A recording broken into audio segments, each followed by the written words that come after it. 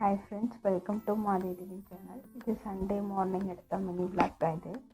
இன்றைக்கி பூரி, உருளைக்கிழங்கு மசாலா, சப்பாத்தி பண்ணிடலான்னு சொல்லிட்டு அதுக்கான ப்ரிப்பரேஷன் தான் பண்ணிகிட்டு இருந்தேன். என்ன தான் பூரிக்கு குருமா இல்லை சைட் டிஷ்ஷு இருந்தாலும் இந்த உருளைக்கிழங்கு மசாலா தான் ரொம்பவே பெஸ்ட்டு காம்பினேஷன்ஸாக இருக்கும். சரி, அதுவும் பண்ணிவிட்டு சப்பாத்தியும் பண்ணிடலாம் அப்படின்னு சொல்லிட்டு அது பண்ணிகிட்டு இருந்தேன். இது மாதிரி உருளைக்கிழங்கு பண்ணும்போது ரொம்பவே டேஸ்ட்டு நல்லாயிருக்கும். மார்னிங் பிரேக்ஃபாஸ்ட்டை முடிச்சுட்டு இன்விசிபிள் செயின் செய்கிறதுக்கான நிறைய மெட்டீரியல்ஸ் இருந்துச்சு. சரி, அதையும் செஞ்சிடலான்னு சொல்லி ஒரு 2 செயின் மேக் ஓவர் பண்ணிகிட்டு இருந்தேன். மதியத்துக்கு ஒரு மட்டனும் அப்புறம் ஃபிஷ்ஷும் தான் எடுத்துகிட்டு வந்துருந்தாங்க. எனக்கு ஃபிஷ் பிடிக்காதனால மட்டன் கிரேவி நானே செஞ்சுக்கிறேன்னு சொல்லி செஞ்சுட்ருந்தேன். என்ன தான் நிறைய பொடி போட்டு செய்கிறத விட இந்த மாதிரி ஃப்ரெஷ்ஷாக நம்ம இந்த ஸ்பைசஸை வறுத்து அரைச்சி செய்யும்பொழுது மட்டன் குழம்பு டேஸ்ட்டாகவே இருக்கும். மார்னிங் இட்லி அண்ட் மட்டன் குழம்பு செய்யலான்னு தான் பிளான் பண்ணியிருந்தேன்.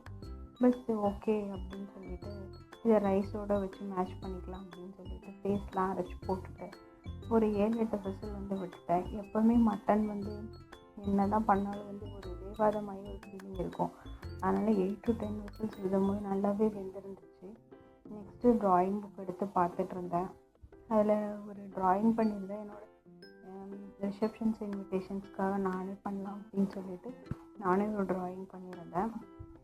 2025 பண்ணது. சரி, ரீகால்க்காக நான் பண்ண ட்ராயிங் எடுத்து பண்ணி